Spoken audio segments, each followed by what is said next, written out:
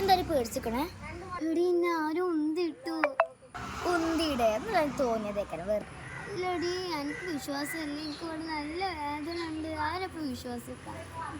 സത്യമാണോ? എന്നാ എനിക്ക് അറിയണല്ലോ ഒന്ന്. എവിടുന്നാണ് ഉന്തിട്ടെ? ഉള്ളിന്ന്. ഉള്ളിന്ന് നമുക്ക് നോക്കാം. ഇവിടുന്നോ? കൈയടി ആരും തല്ലി. ആര്? അതൊന്നും നമുക്കറിയണല്ലോ.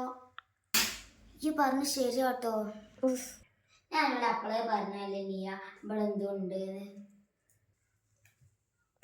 അത് ശരിയാട്ടോ. അപ്പൊ ഞാൻ നേരത്തെ കളിയാക്കി പറഞ്ഞത് തന്നെയല്ലേ. ഇവിടുത്തെ പ്രേതമുണ്ടോ?